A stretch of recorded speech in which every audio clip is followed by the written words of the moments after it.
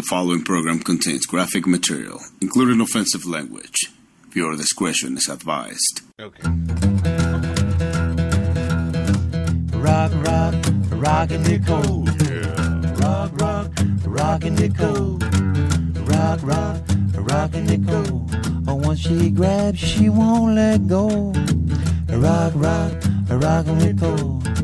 Rockin' Nicole. None of that soft stuff. Rockin' Nicole. None of that heavy metal stuff. Rockin' Nicole. Just a little bit of jazz. Rockin' Nicole.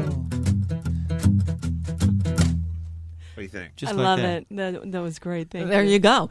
Welcome to a Wednesday, everybody. Big laughs out in the hall.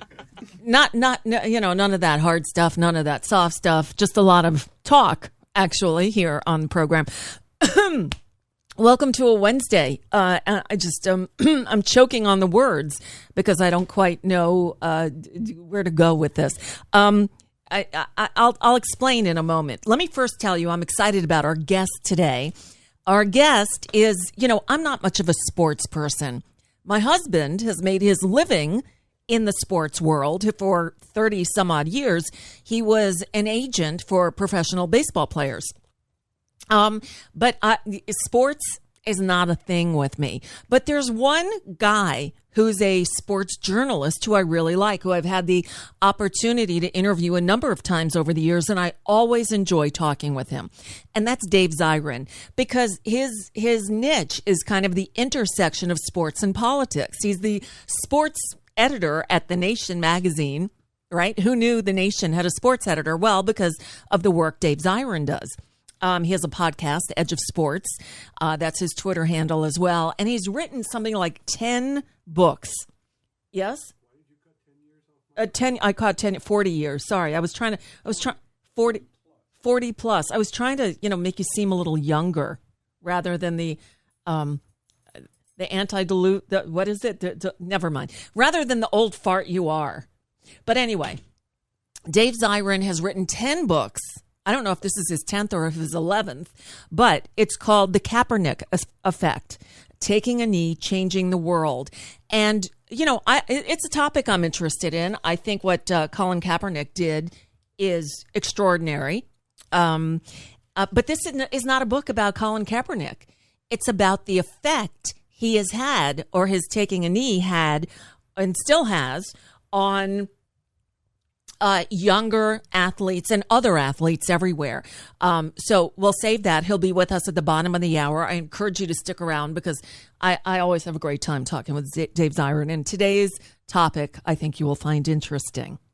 But today, there are a couple of things that have me a little bit riled up, and I guess I've been a bit verbose on Twitter today, which is interesting because when I woke this morning and I went on Twitter, and I saw that I was one follower shy of 20,000. Yes, I had 19,999 followers on Twitter this morning.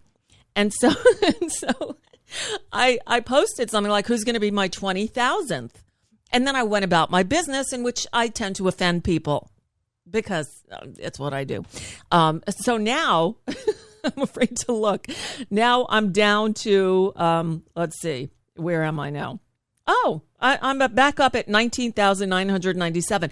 I was as low as 993. So I was 7 shy of 20,000. Just because I guess I was pissing some people off. But I guess those kind of tweets in which I tell John Podesta to fuck off get some people on my side. So why did I tell John Podesta to fuck off? Good question. Well, now it's down to 995 again. It's so weird. It just fluctuates up and down. And Twitter doesn't tell you when someone unfollows you. So you just have to kind of guess. But anyway, why did I tell John Podesta to fuck off? Because CBS News just tweeted, John Podesta warns Democrats they won't get the, quote, full $3.5 trillion investment and urges them to, quote, unite in moving forward. So let me reiterate, and I'll reiterate with a song dedicated to John Podesta. Fuck you.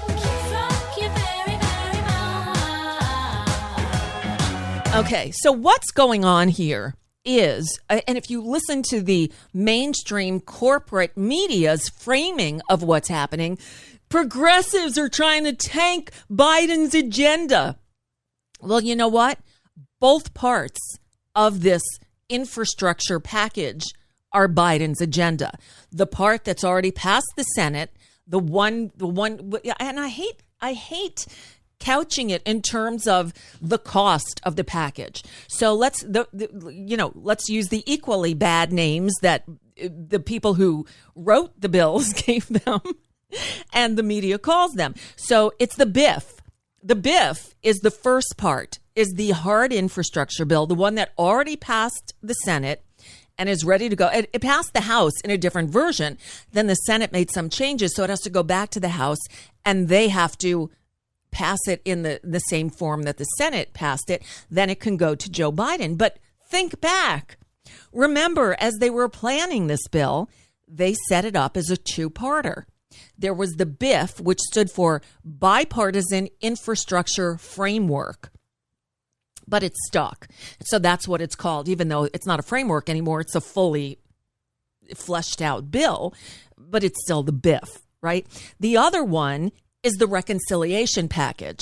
That's also infrastructure, but kind of the human infrastructure part that includes healthcare, climate change, education, you name it, the things that didn't fit into the other one, right?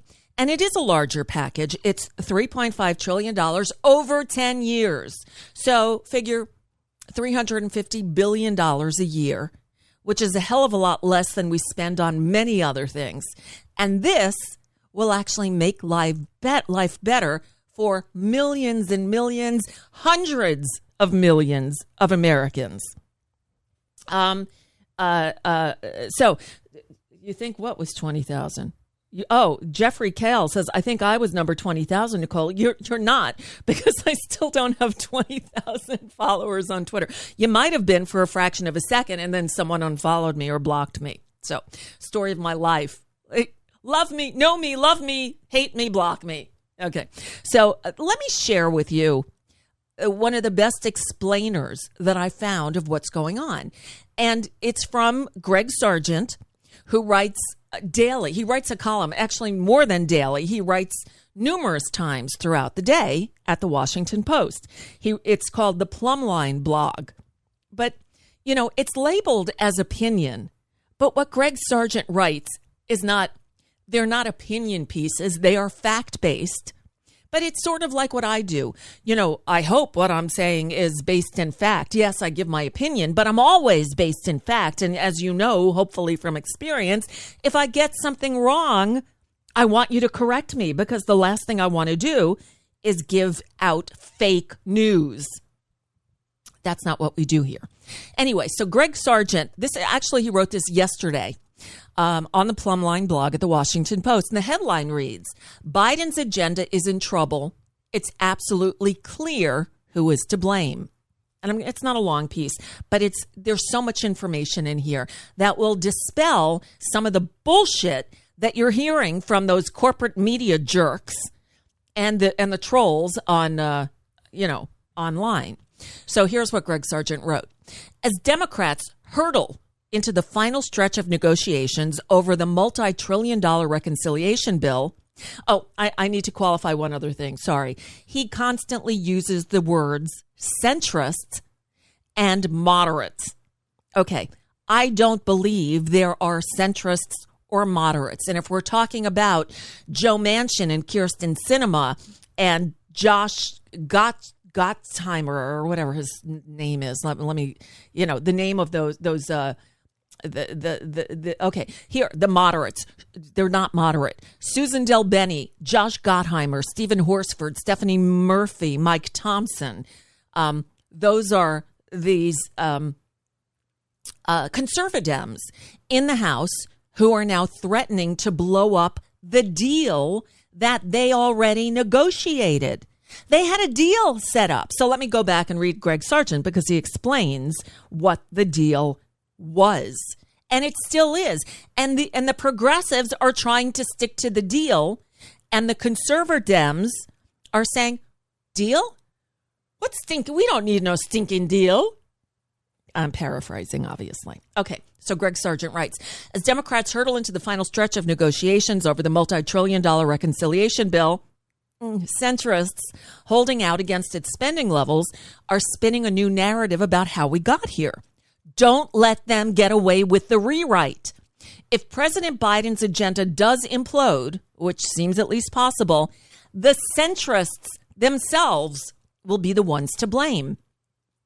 This should also prompt a reconsideration of the mythology that centrists, unlike progressives, are distinguished by their steely, clear-eyed determination to make Washington, quote, work, and their refusal to let hard governing realities get obscured by gauzy, ideological nebula clouds.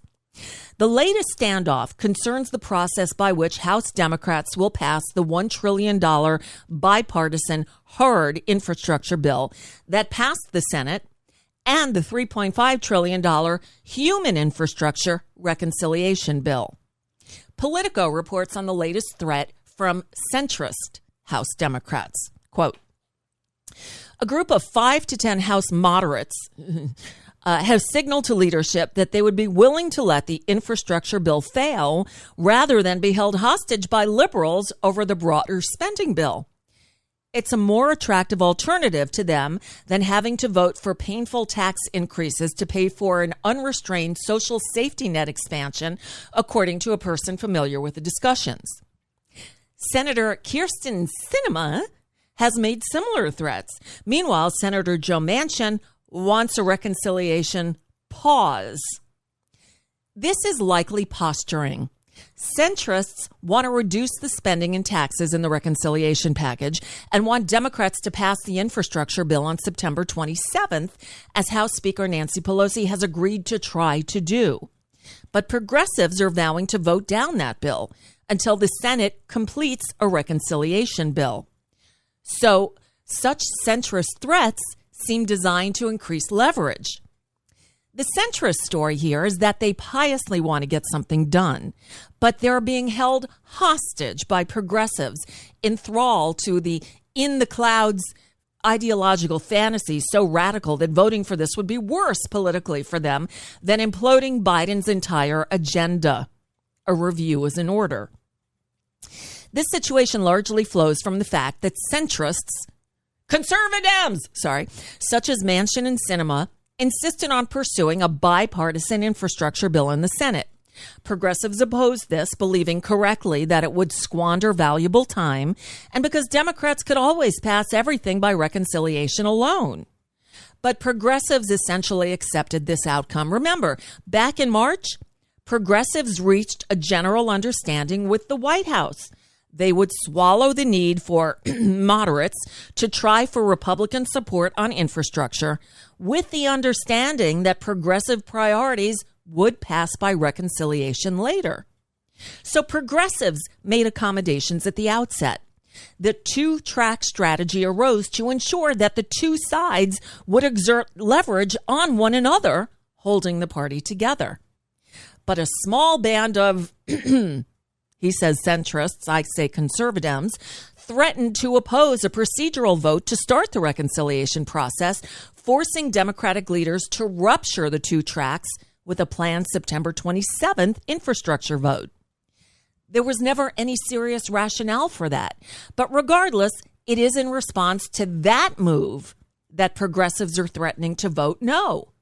In doing so, progressives are just trying to maintain the original two-track strategy, which is rooted in a hard-headed appraisal of both factions' needs. By no means have progressives been blameless, writes Greg Sargent. They're often too quick to accuse moderates of being squishy sellouts. Well, when the shoe fits, but no, sorry, I digress. And it's still unclear whether progressives will accept reductions in the reconciliation bill needed to help to keep centrists on board. But on balance, progressives have been the true realists here. As Jamel Bowie writes, centrists enjoy the image of being grown-ups. because they tend to come from swing districts and supposedly have a, quote, sense of the possible.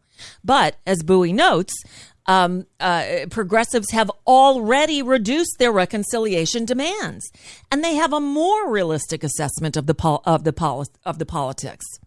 What's at stake is the success of the Biden agenda. The party will rise and fall with that together. The progressive position is realistic on substance, too.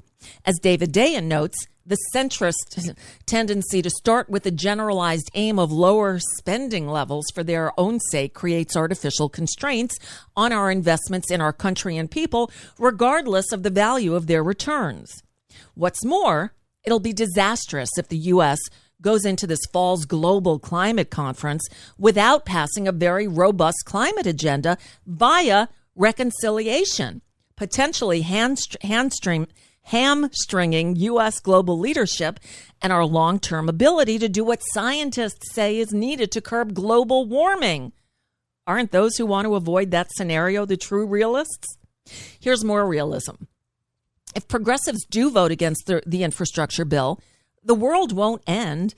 It's not that uncommon for bills to fail the first time and then pass later. Indeed, Congressman John Yarmuth of Kentucky, the House Budget Committee chair, says Democratic leaders might pull the infrastructure bill if progressives appear close to ensuring its initial failure until the Senate is close to finishing the reconciliation bill. Yarmuth told Greg Sargent, quote, I think probably what would happen is we wouldn't vote on it. Leadership would pull it. Nancy would go to the moderates and say, we don't have the votes. You want it to go down or you want it to live to fight another day.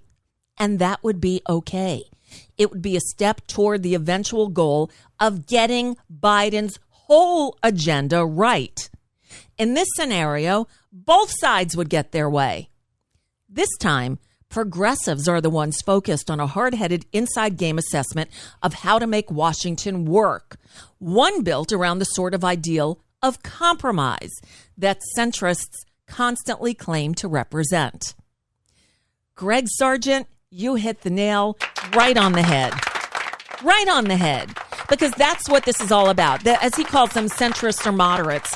These are the conservadems who are so afraid that, we need to lower taxes and are not concerned enough about taking care of their constituents that people like John Podesta are willing to tank the entirety of Joe Biden's agenda. This isn't the progressives' agenda. This is President Biden's agenda. So, I've gotten into it with a few people on Twitter today, which is why I probably lost a few followers, but that's okay because it's not about the follower count. It's not about the number. It's about the quality, there's something else that happened today. So there's this deal but there's another deal that was allegedly in the works that is now no longer in the works.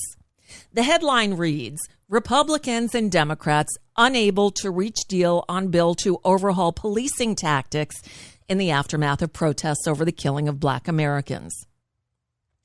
Yeah, just what they sent in the email alert. I'm not even going into the article because we know what this is about.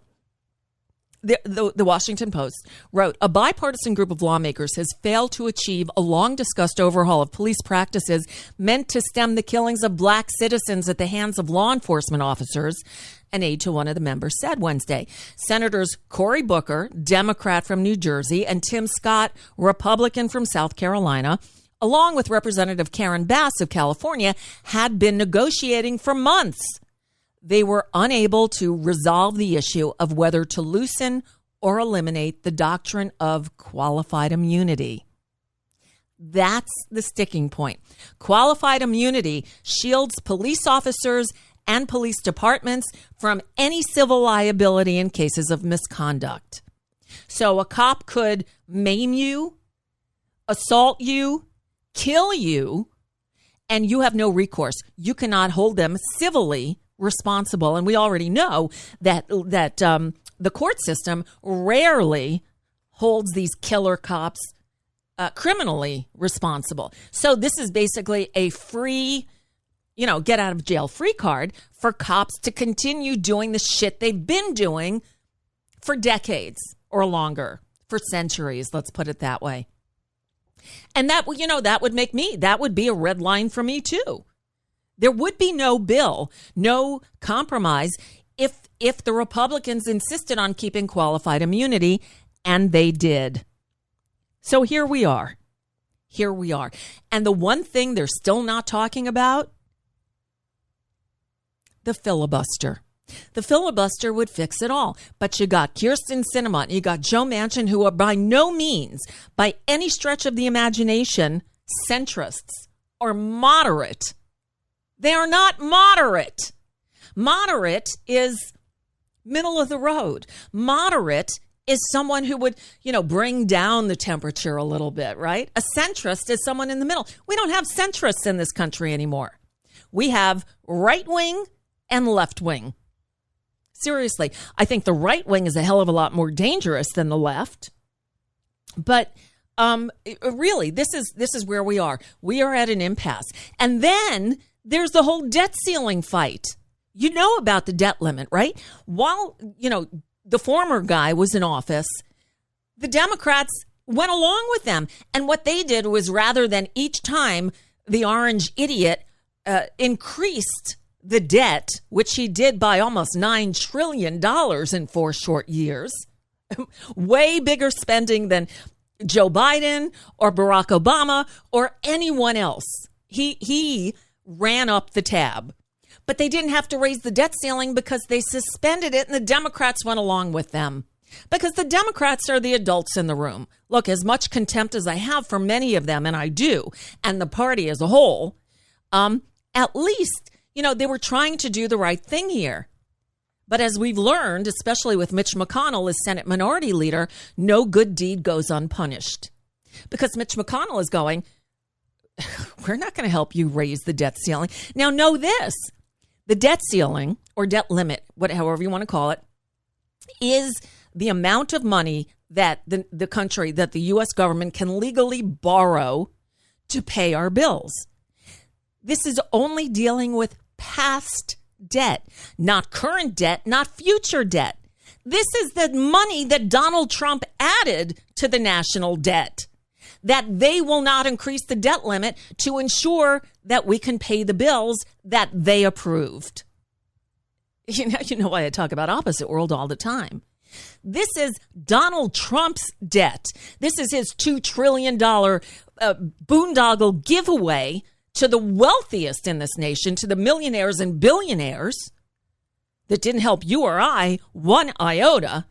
This is what that's about. And Mitch McConnell saying, we're not going to help you do this. In fact, they're whipping against, the Republicans are whipping their members to vote against voting to increase the debt ceiling. What happens if they don't? If they don't increase the debt ceiling, we default on our loans, on our payments, which puts into peril the full faith and credit of the U.S. government. That has never happened before. So we're in a really perilous situation, and it's the doing of the Republicans under Mitch McConnell, and to a lesser extent, Kevin McCarthy in the House. And I say to a lesser extent because he's just an idiot, who his only goal is to become Speaker of the House, much like, Trump's only goal was to stay in power or to get more power. And the idiots like Joe Manchin and Kyrsten Sinema and Josh Gottheimer and Stephanie Murphy and the rest of them who just won't go along with the party that they purport to be members of. If you don't want to be Democrats, then leave. If you're going to act like Republicans, you know what? Join them. Actually, wait until after the next election, please, because if they joined them, they'd have control of both chambers, and that would mean Mitch McConnell as Senate Majority Leader again, and Kevin McCarthy as the Speaker, which, God forbid. So I guess in this instance, we do need them, but it shouldn't be that way. And I'm not, you know why we're in this position, and I'm not going to go blaming Barack Obama, but you know where I'm coming from. we were left in a bad position. The party infrastructure, since we love that word so much, suffered deeply under the last Democratic president. He didn't leave us with a deep bench at all. He left us with no bench. So there's plenty of blame to go around, but now is not the time to give in. So the progressives, while the media is trying to, there was a CNN Chiron, something, about the progressives tanking the Biden agenda again. No, that's not it. That's not it. So it's just frustrating. Can you tell I'm a little frustrated right now? Oh, my goodness. Let me tell you what else I need to tell you about before I move on. This is a good one. So Ryan Grimm of The Intercept just tweeted, for people wondering why progressives are not okay with the bipartisan infrastructure bill without the reconciliation bill, let Congressman DeFazio explain it colorfully for you. And so he retweeted something from Sahil Kapoor of NBC News, who wrote, House Transportation Chair Representative Peter DeFazio on Senate infrastructure bill.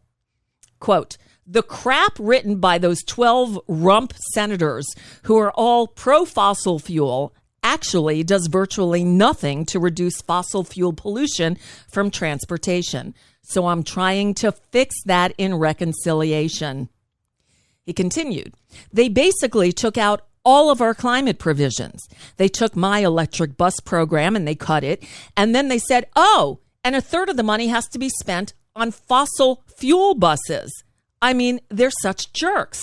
The industry could have written their bill.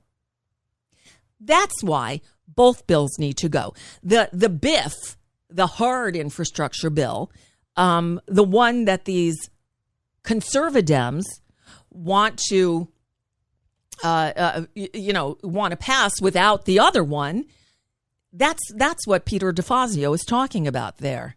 That's what, that's why they're saying that bill alone will not cut it. We'll go along with that if you give us the other part. And they're not doing it for selfish reasons. Well, I guess they are. They're doing it selfishly for all of us. All of us. Got it? Ay, ay, ay.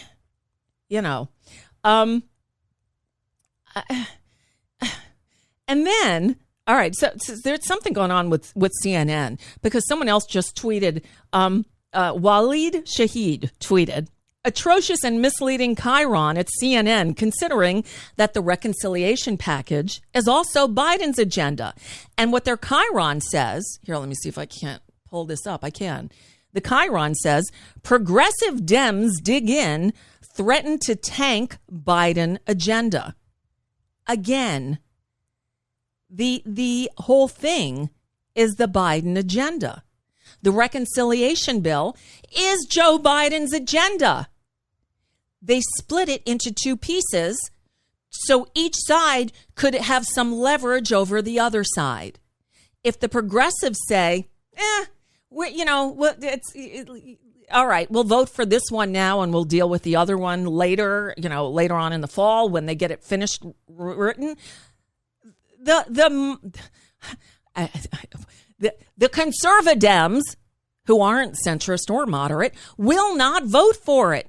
This was the reason that this two-pronged approach was set up.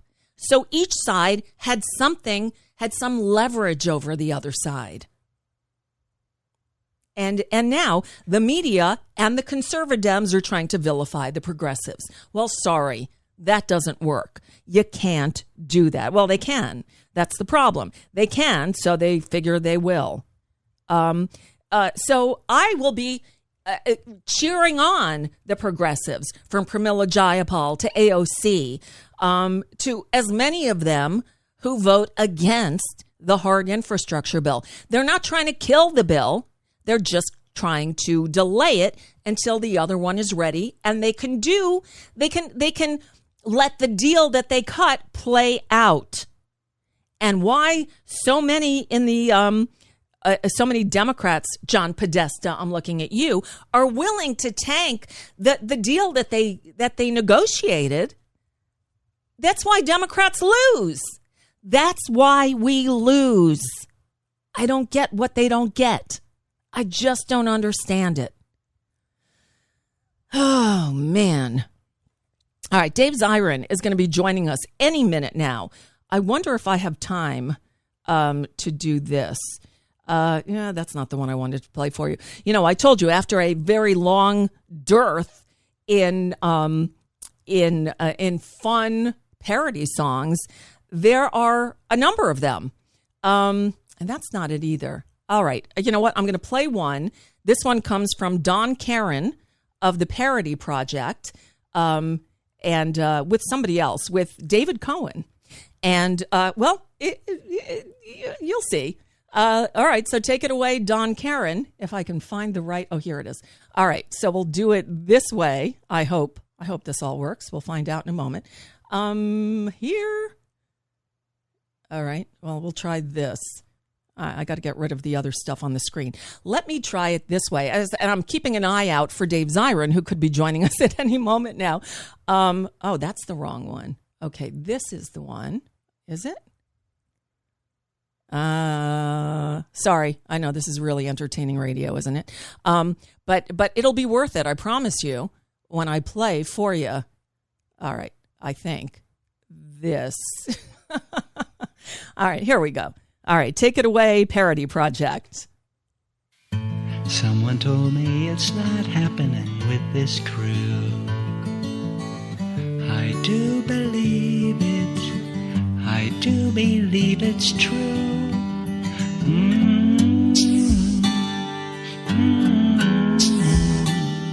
Whoa, whoa, whoa.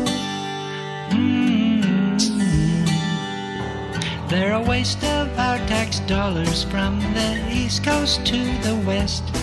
Just a pack of hate-filled losers who loathe blue.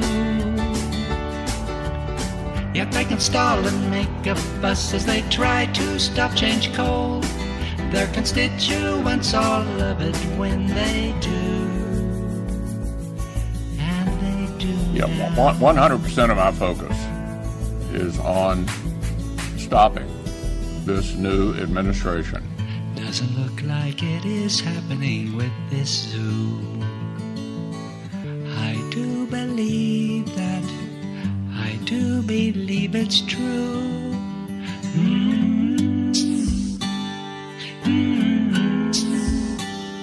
Whoa, whoa, whoa. Just a herd of power brokers from the Senate to the House. And the grunts are meant to rile and confuse. They howl there's no climate change and they rearrange our votes while meddling with a woman's right to choose. Right to choose now.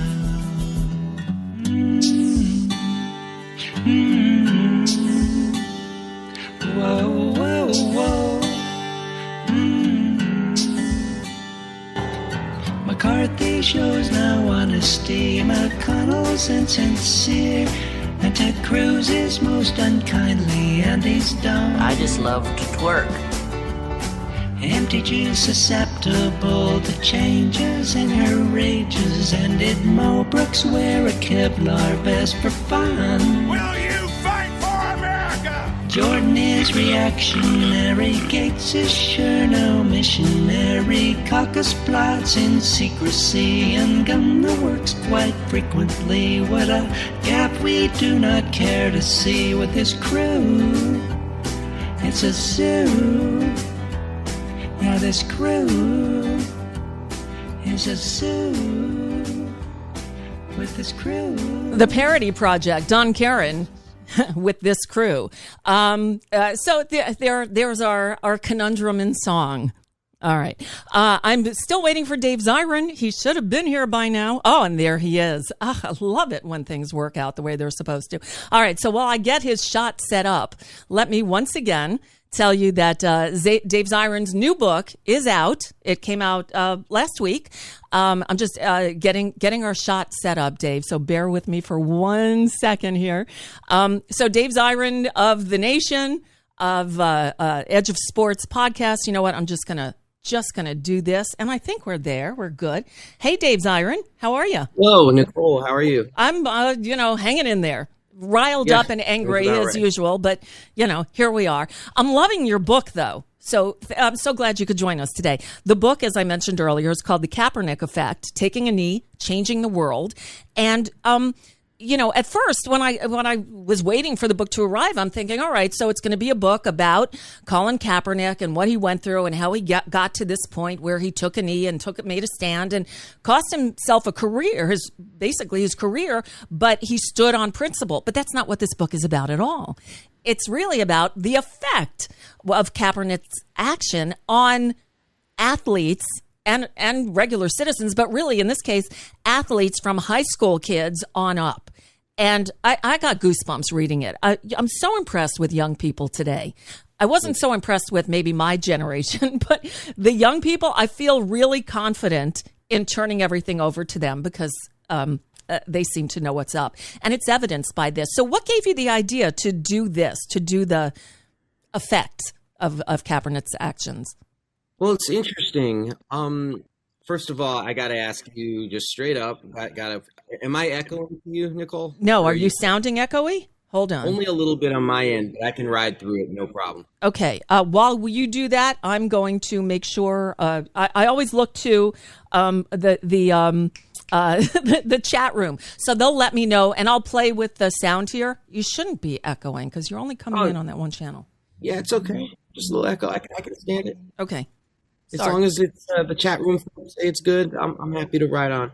Okay, well, you are the only sports writer they ever read, by the way. Those are the comments I'm seeing. So there's that. Hello to you all. Let me tell you where I got the idea for this book, because I find it personally very interesting. I don't know if listeners will, but for me, this is very interesting. I was hanging out, just chewing the fat with 1968 Olympian John Carlos. Oh, the echo is totally gone. Oh, good. Okay. And John Carlos, of course, raised his fist on the medal stand in 1968 in Mexico City, in the most iconic image of the era, possibly. Mm-hmm. And I was talking with John, and John said to me, there were so many people at track meets after we came back from Mexico City who were just raising their fists all over the place. And the amateur historian in me was just like, what? who are these people? How did it affect their lives? And then I had to come to grips with the fact that, wow, this was over 50 years ago. I'm not going to be able to really find folks and write about this. This is just getting lost to time. And frankly, lost the way so much of our history gets lost in this society, where we only focus on sort of like these exceptional leaders and leave out the mass of people who do the work. I mean, one cannot name a social struggle in the history of this country where that's not the case. And I think that's very intentional, because what it does is it makes a lot of people feel disempowered. Mm-hmm. It's like, oh, if I'm not this exceptional person, then I have no role to play in fighting for a better world. Because I didn't come down from planet awesome to do it. And that's not how history works. That's not really how movement works. But far too often it's how we're taught them.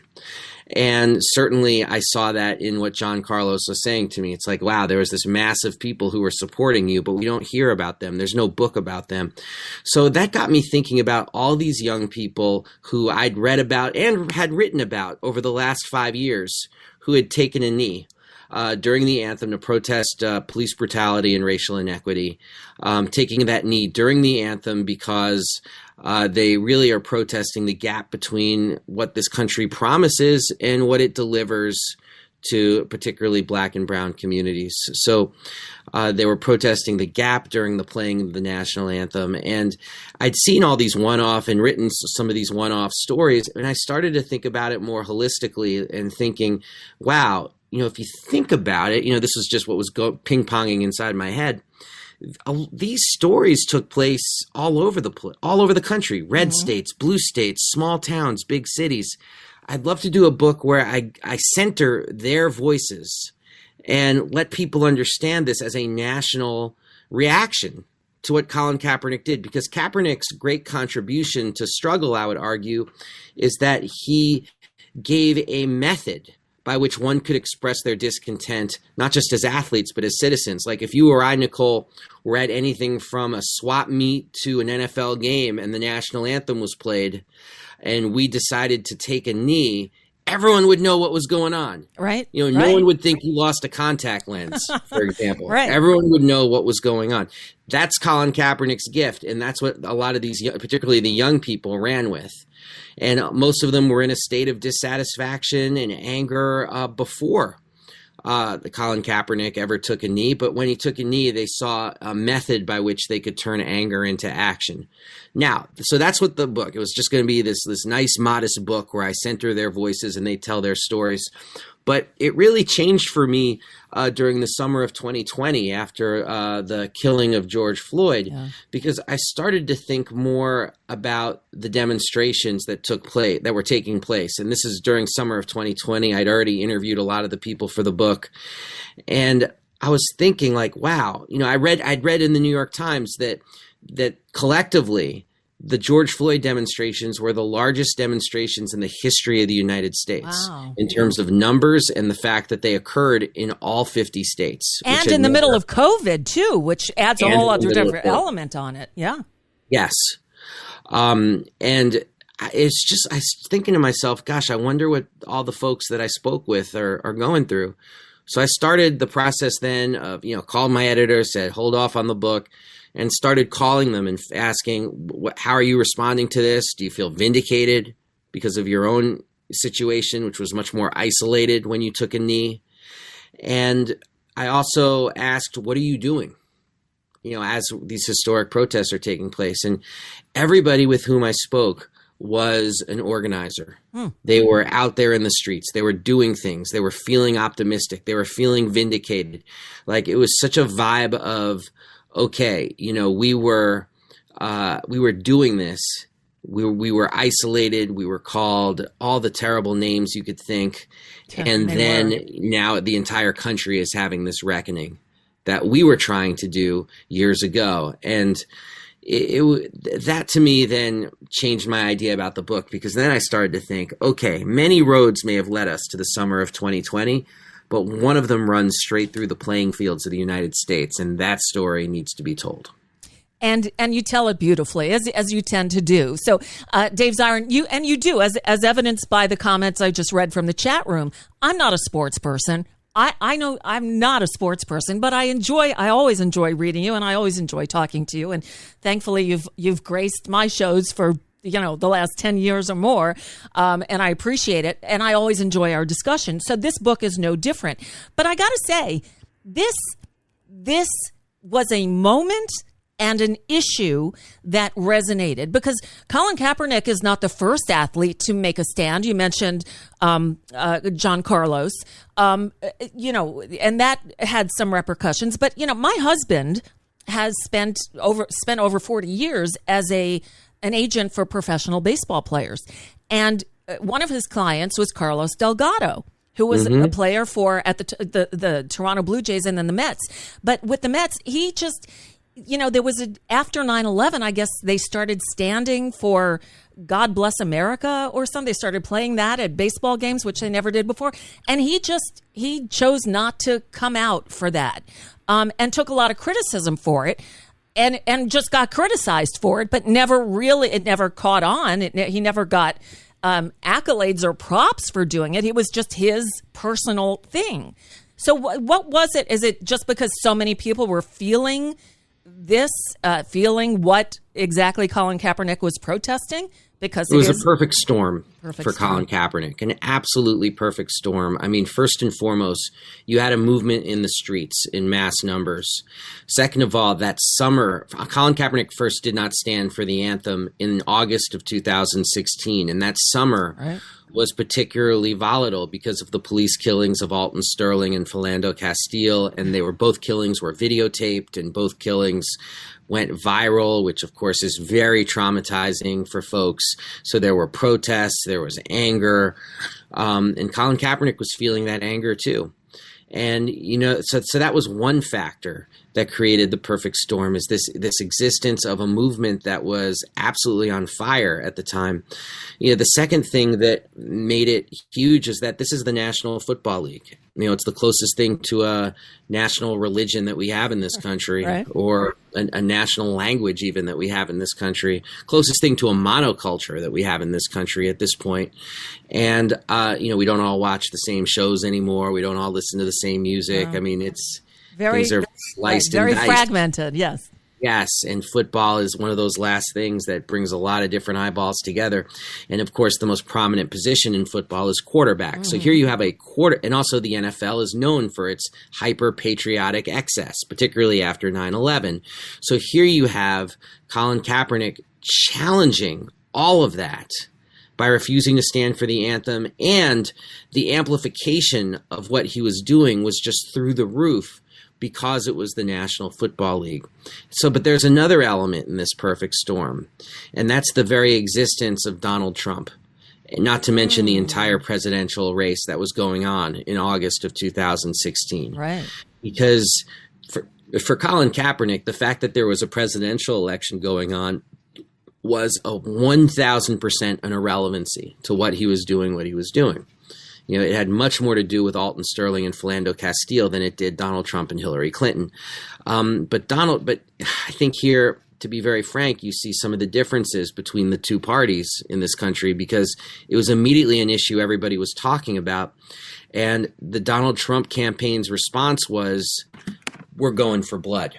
This is exactly what we want. We want black football player. He's got a big afro. We are going to hold him up as, basically the symbol of everything that's wrong with America. And we're going to make sure we never talk about police brutality or any of the issues that Colin was trying to raise. We're going to make this about patriotism. We're going to make this about the troops. Donald Trump called for Colin Kaepernick to be fired from his job. Mm-hmm. He even made reference to Kaepernick leaving the country. You don't like it here, you go somewhere else. Right. I mean, and come on, everybody knows what that means. That's go back to Africa when you say that. Of course. To a black person. So it's just openly racist. And then on the flip side, instead of having another political party say, that's outrageous, that racism cannot be tolerated, we support the right of anybody, whether they're a football player or whoever, to dissent. Kind of like the speech that Michael Douglas gives in An American President defending flag burning, and it's like, that's Hollywood fantasy of what the Democratic Party is. Instead, you had a very tepid response. And I'm not at all putting all of this on Hillary Clinton. There was a tepid response from everybody in the leadership of the Democratic Party who was asked about this. It was basically, their line was, well, we support, but we don't. We wish he wouldn't, but he is. And that left Colin alone sort of on the island doing this. So that perfect storm sent it all just into the stratosphere in terms of as an issue. And today is the 5-year anniversary of Colin Kaepernick being on the cover of Time magazine on one knee. Wow. And it was we just recently passed the 5-year anniversary of the first time he took a knee. So, very, very quickly, to me, that just indicates how quickly this mushroomed into being a national story. And for some of the people I spoke with, like, I'm just thinking of one young man, Rodney Axon Jr., who was a football player, and he was the first person to take a knee after Colin Kaepernick. All he was waiting for was a way to show his discontent. He was already, it's Rodney's voice on the pages of my book. And Rodney talks about, and I interviewed dozens and dozens of people, and Rodney was one of them. And Rodney was just very straight up with me about the amount of racism he experienced on the football team, about how upset he was about what was happening in broader society, about how upset he was about how he was largely treated in a predominantly white suburb of Cleveland. And so he decides, as soon as Colin Kaepernick takes a knee, for Rodney, it's a eureka moment. Like he can't walk out of his house and go to the Black Lives Matter movement at the mall in Brunswick, Ohio. So what can he do? He can take a knee during the playing of the anthem of the football game. And as soon as he does it, an absolute uproar erupts. And much more of the book is about the aftermath of taking a knee than the act of taking the knee itself. And the backlash Rodney got was very intense. It was awful. He got death threats, racial threats, all sorts of things he had to deal with as a high school kid. I mean, it was so bad and so direct that, he told me he was walking his elementary school age sister to school every day for fear that harm might become her. Oh, my. And that to me was the first of a common thread that exists in the book, because you have all these young people, and if you think about what they're actually doing, they're engaging in an act of peaceful civil disobedience. Right. Is what they're doing. And the response is not, wow, you're raising some good points, let's have a discussion, or gee, I still don't agree with you, but let's disagree without being disagreeable.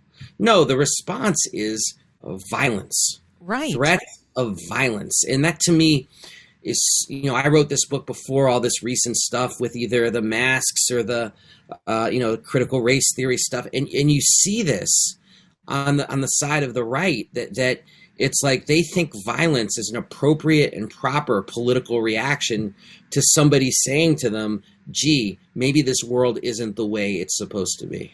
Yeah. We're speaking with Dave Zirin. The new book is The Kaepernick Effect, Taking a Knee, Changing the World. And, I was mostly moved by the high school kids because these kids are so tough. They're so strong and they're so aware of what's going on around them. And so you tell the story, you deal with a number of them, but I want to focus in on Garfield High School in Seattle. And some of the kids you talk about and the coach there. And one of the kids went to the coach and said, I want to do this. And the coach said, well, we need to have a talk about this first. And they really talked it out and talked about the issues. Why don't you tell us? Because obviously I read it, you wrote it. So tell us what they went through and how the process went for them to decide to do this. Well, first and foremost, so folks know, Garfield High School in Seattle is a pretty remarkable place. It's the school of Quincy Jones. It's the school of Jimi Hendrix. Wow. It's a school that in a overwhelmingly white city, Garfield High School is like a fulcrum of Black arts and Black culture.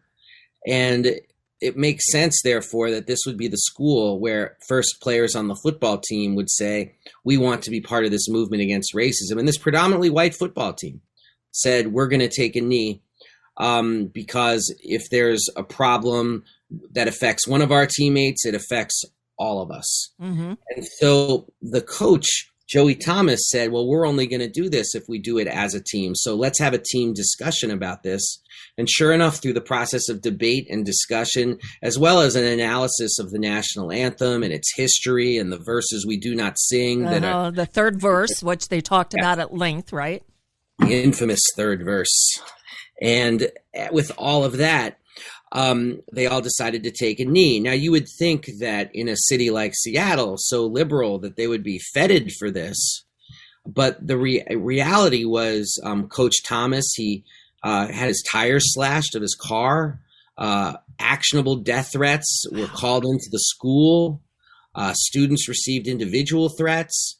But then on the flip side, it also spread to the soccer team, to the softball team, young women athletes, young men athletes. They were all doing it now in solidarity with this besieged football team. And it really ends with Coach Thomas being forced out of his job. He now coaches in Florida. And believe me, I tracked down that story and spoke to people at the superintendent's office in Seattle. And it was like, ugh. Right. It was like trying to talk to Nixon about the Kennedy assassination. Wow. I mean, it was like under lock and key. They would not speak about why Joey Thomas lost his job. And they would just refuse to comment no matter how much I pushed. And Joey Thomas was like, yeah, I lost my job because I was part of these young people who took a knee and I didn't smack them down. Instead, I tried to raise them up. And the story of Coach Joey Thomas, the story of a coach named Bob Berg, who I speak to, and he's a coach at Denby High School in Detroit, Coach Preston Brown in Camden, New Jersey. It was very, very intentional and purposeful for me to talk to coaches as well, because I want people to see that not all coaches, because so many of these stories have coaches who just, either stab their kids in the back or the front when they take that knee. and act terribly. And so I wanted to give like these positive case examples of what it is for a coach to actually be an educator and not somebody who's just in it for themselves. You know, this former Baltimore Colt who does coaching seminars named Joe Ehrman, who's brilliant. Joe once said to me, there are two kinds of coaches, the transformational and the transactional. The transactional is really just in it for themselves and how it makes them feel. The transformational they're in it for the team, and they want to see the team develop as young men and young women as part of the process of being a coach. It's very moving. And yes, he's down here in Florida now. I guess he's at FAU, right? Which is 5, 10, 20 minutes away from me. So, but the fact that he had to leave Seattle of all places because the reaction was so tough. And these kids dealt with it too. I mean, they dealt with, at first some people were supportive and then they like turned on them as the nation heated up. And you tell so many different stories. Dave Zirin, there's one paragraph or one section that I flagged that I want to share. And it has to do with the players of Minneapolis North and somebody named Marjan Sirdar. Mm-hmm. And Marjan Sirdar said this: these same people who ridiculed these kids for taking a knee are the people that said, oh, you could have protested peacefully. The same motherfuckers who denied equity, the same motherfuckers who forced the governor's hand to reopen the state and send my people back to work to die for $10 an hour so they can clip these motherfuckers' nails. These are my youths that are in the street on the front lines. These are my youths that are in the essential jobs. These are my former students. They took a knee because their parents have been on the front lines of the wage war their whole lives, and they saw it. Their community has been invaded by these terrorist organizations their whole life. Those kids tried to protest peacefully 4 years ago. Cap, he tried to take a knee. Now what did they say? Why don't you do it peacefully? Why, you got to be looting? Well, we did it peacefully, motherfuckers. You threw the man out of the NFL and called him and the players that supported him sons of bitches. These young people who took a knee, I'm sure a lot of them are out there protesting too, 100%, and maybe a few of them burning some shit down. The powers that be literally stole land. They extracted labor. They stole people's liberty. They ended people's lives and then they denied them justice. Then the politicians are like, why are you burning shit down? They're blaming us. Order, they're saying. Order over justice. They did. Colin Kaepernick, this was the definition of a peaceful protest. These kids peacefully protested. People tried to peacefully protest. In fact, I would say they did. And the violence and the looting, for the most part, was not started by them, but by others who were instigating it. They tried to protest peacefully, and this was their reward. Exactly. I mean, sometimes I feel like, and this is an obvious point, that we live just in parallel realities in this country. You know, I live in a reality where 2020, the summer thereof, was a remarkable moment, a historical moment, a turning point, the largest protest in the history of the United States, all 50 states. And yet there are people in this country who view it as, oh, this was just people burning and looting down their communities. And, you know, they're lying and we're not. Let me just put that out there straight up. They're lying and we're not. So then you have to ask yourself, why are they lying? And the answer is quite frankly is fear. Yeah. I mean, because this is what happens in this country. You have the largest demonstrations in history. Look what's come out of it. You know, not laws against, racism or try to address police violence. No, but stuff about the critical race theory hysteria, which is just the biggest load of hooey in the world. And so clearly and transparently, just a load of crap. I mean, it's a legal theory, and they're saying it's being taught in elementary schools. It is not. And there are teachers who don't know what they're talking about. And what they're really talking about when you drill down to it is they don't want white children to learn about slavery. That's right. And in Texas, they were even rewriting the books, the history books, to say, to equate slavery with a form of immigration, to take Martin Luther King out of the history books. It's stunning. So, And that's what we're dealing with. So that's all of this stuff, though, and we never talk about this enough, certainly not in the mainstream media, that all of this critical race theory stuff, all of the voter attack on voting rights, it's a reaction to 2020. That's right. That's right. It's a reaction. It is a backlash reaction to the fact that, whoa, the other side is getting organized, and whoa, there are a lot of white kids on those demonstrations. Whoa, all of that threatens them. What they're threatened by more than anything else is this young generation with whom I speak with, who made me so optimistic in the process of putting this book together. And this generation is less tolerant of intolerance than any generation in the history of the United States. And the fear of them is hysterical. Right. And good. I say more power to them. I'm excited for this next generation to take over. And I say, bring them on. Dave Zirin, the book is The Kaepernick Effect, Taking a Knee, Changing the World. It's awesome. And again, as I mentioned, earlier in the week, a couple of weeks ago, 9/11, I talked about my friend Jim DeFeedy's book called The Day the World Came to Town, which it'll help your idea of humanity. It'll give you a good feeling and believe that there's hope for humanity, because we've seen so much ugliness, especially recently. It shows you that there are people who are doing the right things for the right reasons. It's a great book. I love it. Thank you for writing it. And Dave Zirin, it's so great to talk to you. Thank you again for joining us today. Great to talk to you too, Nicole. You take care. Thanks again. And until next time. Yes. Okay. Bye-bye. Thank you. Dave Zirin, he's really good. If you can't tell, I'm a fan. And again, I'm not a sports person. My husband is, but baseball been good to him. But, me? Yeah. And that's it. We're done for the day. That hour flew. Tomorrow is Thursday. Howie Klein is usually here on Thursdays, but he's got a doctor's appointment tomorrow. So in his stead, we're going to be joined by Brittany Ramos DeBarros. She is running for Congress from New York's 11th District. That's that Staten Island, Brooklyn district that Max Boot won, remember, in 2018? And a Republican beat him in 2020. He was horrible anyway. She's great. So we'll meet a real progressive who can finally, hopefully, win that district and get them where they should be. I'm looking at the comments in the chat room. This book was really good. And again, it'll make you feel good. It'll give you confidence that the young people, they've got this. I feel good about them taking over. And again, Nancy Pelosi and Steny Hoyer and Jim Clyburn need to retire and let this next generation come in. Max Rose. What did I say? Max Boot? Oh, he's the New York Times guy. Max Rose. Right. Okay. Thank you. There's my correction for the day. Did I do okay with Dave Zirin? Yeah. Okay. He says okay. All right. That's it. I'll leave you with the news and we'll see you tomorrow. Thanks for listening, everyone. Have a great night.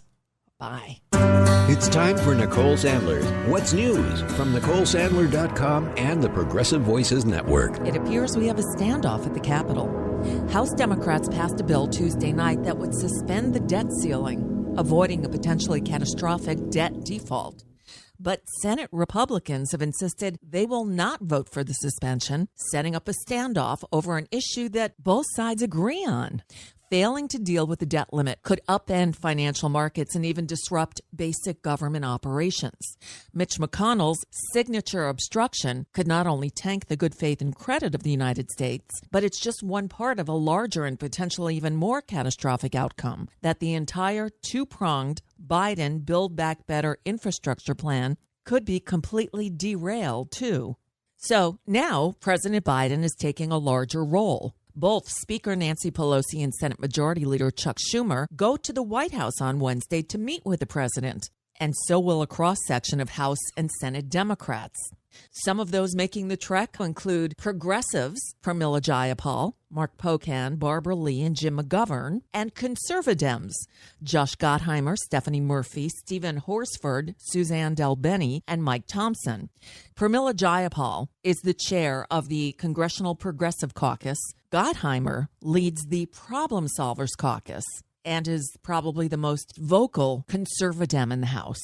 Gottheimer's the one who got Pelosi to agree to put the bipartisan infrastructure bill on the floor by September 27th. That's next Monday. As part of that agreement, Pelosi said she'd work to get the votes for that $1 trillion so-called bipartisan infrastructure package, or BIF. The Senate passed that legislation in early August by a pretty big bipartisan margin, giving Biden a chance for a political win on one of his key issues. But Jayapal says that at least 48 of her fellow progressives are ready to block passage of that because of the other part of the bill, the reconciliation package. The larger part of Biden's American Jobs Plan and Americans Family Plan is nowhere close to being done. And a deal was cut saying one would not pass without the other. Greg Sargent in the Washington Post confirms that the progressives are insisting on sticking to the original deal that was cut. I guess now we wait and see how persuasive Joe Biden can be.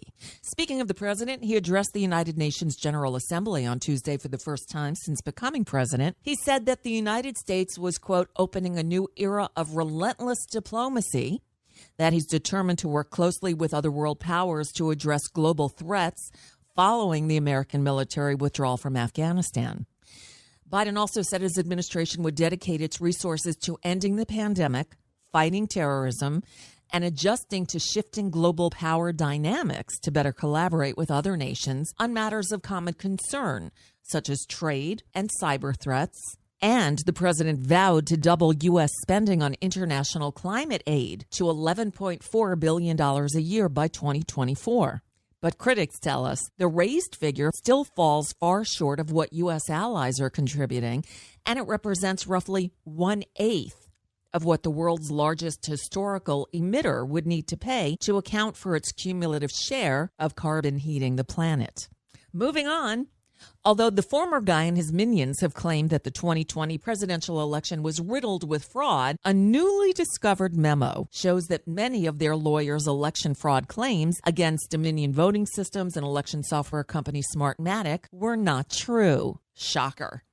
It appears the Trump campaign allowed its so-called lawyers, including Sidney Powell and Rudy Giuliani, to continue spreading fake news and filing lawsuits despite zero evidence to support conspiracy theories about voting machines. Court papers were filed late last week and released Monday night as part of a defamation lawsuit against Trump campaign officials being spearheaded by former Dominion employee Eric Coomer. Those documents also indicate the officials were aware of the baseless allegations ahead of the widely watched November 19th news conference, during which Trump campaign's legal team claimed Dominion, Smartmatic, George Soros, and Venezuela worked together to steal the election from Trump. Oy.